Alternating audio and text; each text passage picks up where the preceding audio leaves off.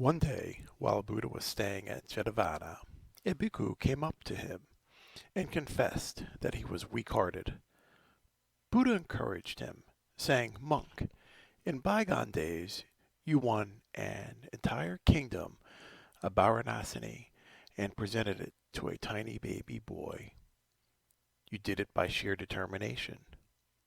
Now that you have embraced this great discipline leading to liberation, how could you possibly lose heart?" Then he told the story of his past. Long, long ago, when Brahmadatta was king of Varanasi, there was a village of carpenters who earned their livelihood by building houses. Every day they took a boat upriver and went into the forest. There they cut trees and shaped beams and timbers for houses. Then they numbered all the pieces to be put together into a frame. Taking all the lumber back to the river, they loaded it onto the boat and returned to town. They were very skillful at their work and earned substantial wages. One day, near the jungle workplace, an elephant stepped on a splinter of acacia wood. The splinter pierced the elephant's foot, which began to swell and fester, causing him terrible agony. When the elephant heard the carpenters cutting wood, he thought, "Perhaps those carpenters can cure my foot." Limping with pain, he approached them and lay down. At first, the carpenters were very surprised at this, but noticing his swollen foot, they looked closely and discovered the splinter. With a sharp tool, they made an incision around the splinter, fastening a string to it and pulled it out. Then they lanced the wound, cleaned it thoroughly with warm water, and wrapped it in a clean bandage. In a short time, the elephant's foot healed and completely healed. Grateful to the carpenters for saving his life, the elephant decided to repay them by helping them with their work. From that time on, he pulled up trees and rolled logs for them. Whenever the carpenters needed tools, he picked them up with his trunk and took them to where they were working. At lunchtime, the carpenters brought food to the elephant so that he didn't have to forage. After some time, the elephant realized that he was getting old and would not be able to continue serving the carpenters much longer. One day, he brought his son, a magnificent, well-bred white elephant. He said to the carpenters, "This young elephant is my son. Since you saved my life, I give him to you. From now on, he will work for you." After he had explained all his duties to his son, the old elephant returned alone to the forest. The young elephant worked faithfully and obediently, the same as his father had done. The carpenters fed him as they fed his father, and he thrived. At the end of each workday, the elephant bathed in the river before returning to the forest. The carpenters enjoyed pulling him by the trunk and playing all sorts of games with him in the water and on the riverbank. Of course, noble creatures, be they elephants, horses, or men, never urinate or defecate in water. This elephant, being noble and pure white, was always careful never to do anything of the kind while he was in the river. He always waited until he came out. One day, when it rained very heavily, flood waters caught a half-dry cake of the baby white elephant's dung and carried it downriver. This piece of dung floated to Varanasi, where it lodged in a bush, right at the spot where the king's elephant keepers brought the king's 500 elephants to bathe. When those beasts caught the scent of the dung of the noble young elephant, they refused to enter the water. Instead, they extended their tails, fanned their ears, and ran from the river. When the keepers explained what had happened to the elephant's trainers, the trainers realized that there was something in the water. Orders were given to search the river, and the lump of dung was found in the brush.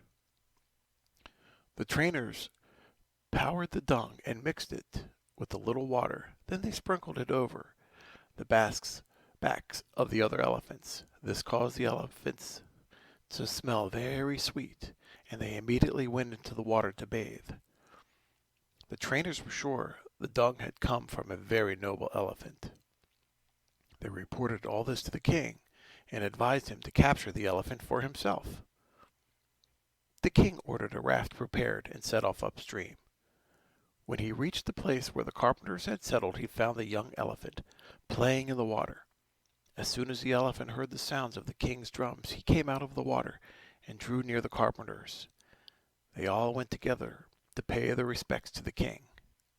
"Sire," the carpenter said, "if you wish us to do any work for you, you didn't need to come yourself. You could have sent for it, and we would have brought it to you."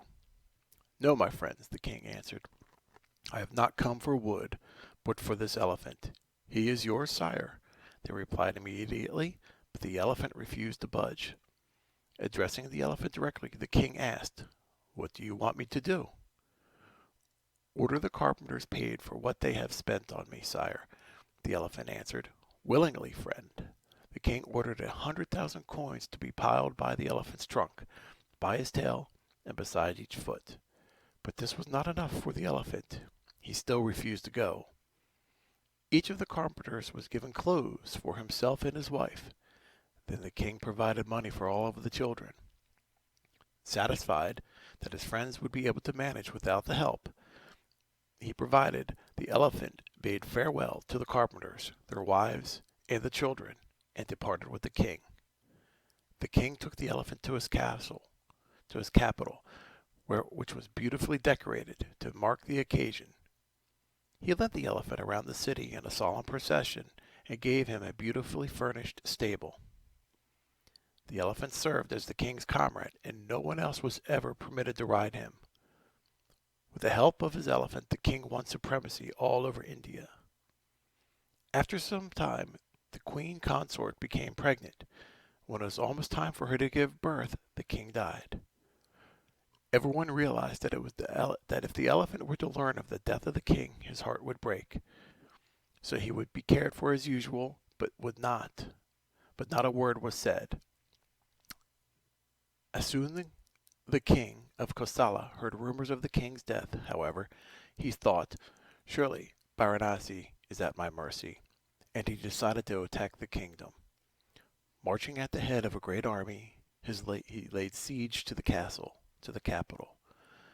The people of Varanasi closed the city gates and sent a message to the king of Kosala. "The queen of Varanasi is near the time of her delivery, and the astrologers have predicted that she will bear a son in 7 days. If indeed she bears a son, we will fight to protect the kingdom.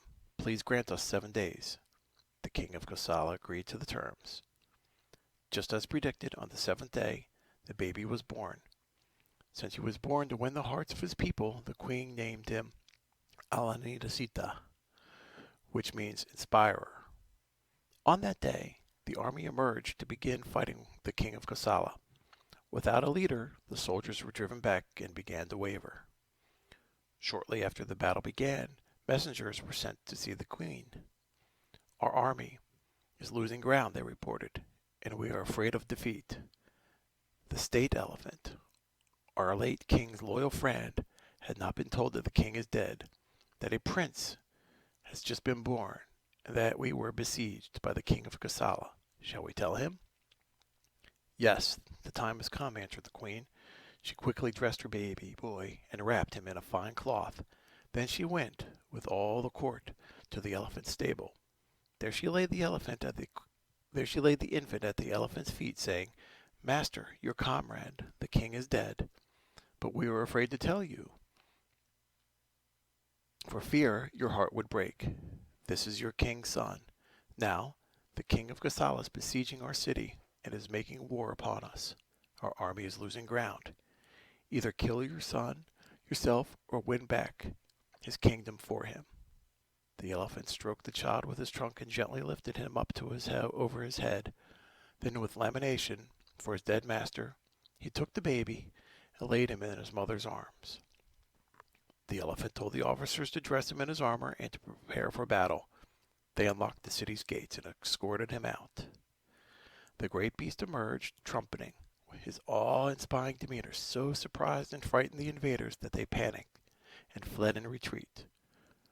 During his route, the elephant managed to seize the king of Kosala by a topknot. He carried the prisoner to the young prince and dropped him at the baby's feet.